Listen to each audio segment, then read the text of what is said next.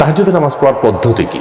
আমরা এটা নিয়ে অনেক ধোঁয়াশার মধ্যে থাকি। আমরা মনে করি যে প্রথম রাকাতে সুনির্দিষ্ট করে একটা সূরা এতবার পড়তে হবে, দ্বিতীয় রাকাতে অমুক সূরা এতবার পড়তে হবে। মূলত তাহাজ্জুদের নামাজ অন্য 10টা নামাজের মতো, এর বিশেষ কোনো নিয়ম নাই। তবে হ্যাঁ, নবী সাল্লাল্লাহু আলাইহি ওয়াসাল্লামের হাদিস রয়েছে, সালাতুল লাইলি ওয়ান নাহারি মাসনা, রাত এবং দিনের এই নফল বা এক্সট্রা নামাজগুলো 2 রাকাত করে আদায় করতে হয়। বিধায় আমরা তাহাজ্জুদের সালাত 2 রাকাত করে আদায় করবো, এটাই হলো উত্তম। আর এই 2 রাকাত করে যে আদায় করবো সেটা অন্য সাধারণ নামাজের মতোই আমরা পড়বো। অন্য সালাতগুলো যেরকম পড়ি, হাত বাঁধার পর আমরা দোয়া ইস্তেফতাহ বা সানা পাঠ করার পর সূরা ফাতিহার পরে যে কোনো সূরা আমরা মেলাতে পারি, যে কোনো সূরা মেলাতে পারি, এবং যত লম্বা সূরা পড়তে পারি তত উত্তম, যত সময় নিয়ে যত ধীরে ধীরে পড়তে পারি ততই ভালো।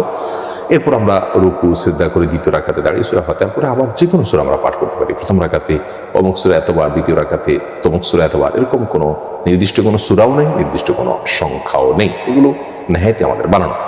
তবে হ্যাঁ, নবী সাল্লাল্লাহু আলাইহি ওয়াসাল্লাম তাহাজ্জুদের সাধারণত অনেক বেশি সময় ব্যয় করতেন। আমাদের আয়েশা রাদিয়াল্লাহু তাআলা আনহা বলেছেন, তাহাজ্জুদের যে সালাত ছিল, লা তাসআল আন হুসনিহিন্না ওয়া তুলহিন্না, তার সে সালাদগুলোর যে কি দৈর্ঘ্য ছিল, সেগুলোর যে কি সৌন্দর্য ছিল, সে সম্পর্কে আর জিজ্ঞাসা করো না, আর বলো না। তার মানে অনেক সুন্দর ছিল, অনেক দীর্ঘ সময় নিয়ে সালাত আদায় করতেন। এই জন্য তাহাজ্জুদে আপনি যত সূরা মুখস্থ আছে আপনার, তার মধ্যে সবচেয়ে বড় সূরাটা আপনি পড়েন, একটু সময় নিয়ে ধীরে ধীরে পড়েন, এবং একই সূরা বারবার পড়তে চাইলেও পড়তে পারেন, বা একই রাকাতে কয়েকটা সূরাও পড়তে পারেন। এরপরে দ্বিতীয় রাকাতে একইভাবে যত লম্বা সময় নিয়ে দাঁড়াতে পারেন তত উত্তম। এরপরে রুকু সিজদাতে যত বেশি সময় আপনি ব্যয় করতে পারেন তত উত্তম। সুবহান রাব্বিল আযীম বলতে থাকেন, আল্লাহর কাছে চাওয়াগুলো পেশ করতে থাকেন, সিজদাতে চাওয়া কবুল হয়।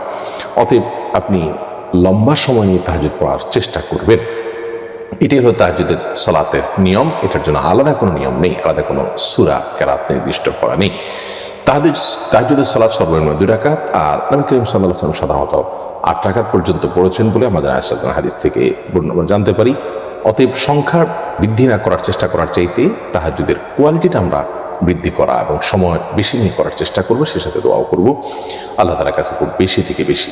অতএব খোলাসা কথা হলো, তাহাজ্জুদ এটি মূলত সুন্নত নামাজ। আমরা সুন্নত নামাজের নিয়ত করেই পড়বো, নফল নামাজ নিয়ত করলেও হয়ে যাবে।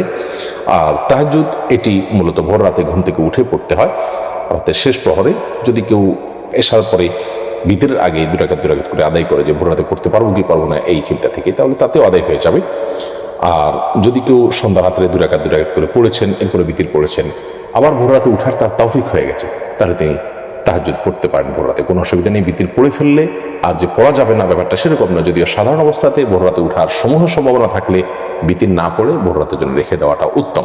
আর আমি উঠবো কি উঠবো না, উঠতে পারি কি পারি না, এটা নিয়ে সন্দেহ থাকলে বিতির পড়ে তারপর আমরা শুয়ে যাবে, উঠার তৌফিক হলে আবার তাহাজ্জুদ আমরা পড়তে পারবো। আল্লাহ রাব্বুল আলামিন আমাদেরকে আমাদের যে বর্তমান লাইফস্টাইল আছে, যে লাইফস্টাইলে আমরা রাতে অনেক দেরিতে শোয়ার বদভ্যাস আমাদের হয়ে গেছে গোটা সমাজে, এখান থেকে বেরিয়ে এসে রাতে দ্রুত শুয়ে এবং ভোর রাতে উঠে তাহাজ্জুদের সালাত এবং আল্লাহর কাছে দোয়ায় মনোনিবেশ করার তৌফিক দান করুন।